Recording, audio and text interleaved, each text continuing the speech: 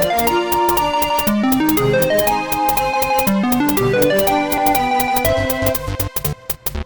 guys, welcome to Bastion Time. I am your host Bastion, and this is Nintendo News. Let's get to that news.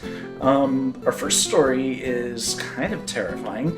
It's that a hacker was successfully able to hack Miiverse, and in his hack claimed that some other group had taken over Miiverse or had been sold Miiverse and were going to be responsible for it now. Nintendo's since recovered that, and no further hacking activity has been detected, so it looks like that's been squashed, but that was pretty interesting. If you want to read the full story about that, there's a link down there for you. Also, we learned a really interesting fact about Super Mario Run, and this is to explain why it is that it was not announced too terribly long ago, but it's already going to be released during this year. And how the heck is that possible? Well, it turns out it was created in Unity. So that's interesting that Nintendo decided to abandon their proprietary design software and then just go ahead and build it in Unity. I wonder if that is to signal things to come as far as Nintendo games come out. It makes the most sense, of course, because it's for iOS. So it probably won't affect stuff being built for the Switch or whatever, but it is just kind of interesting. A new change of pace for Nintendo. And it, of course, allowed them to develop it way quicker than it otherwise would have. Our next story is interesting. It is the fact that somebody really delved into the audio files of Mario Kart 8 and found a particular file. And I want to pause here for a second and state that this is kind of just rumor at this point because I haven't heard of anybody else reproducing these steps in order to arrive at the same results. Maybe people have, I just haven't read them. So anyways, let's just take it with a grain of salt. But supposedly this person found one particular audio file in Mario Kart 8 and slowed it down dramatically because it was really high-pitched and fast-speeded sounding. So they slowed it down, and then it sounded like normal conversation in like a crowded space.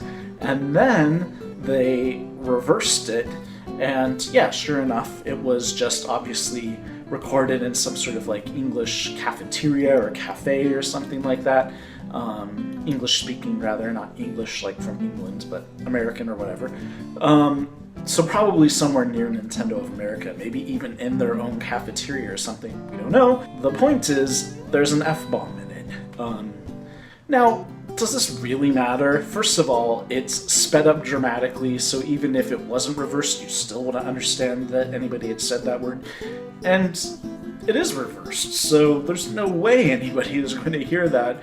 No little kid is going to be playing the game unless they have some sort of superpower that lets them hear things backwards and at like a quarter of the speed, and would be able to be playing the game and go, oh, somebody said the F word. So it doesn't matter, but it is pretty interesting nonetheless.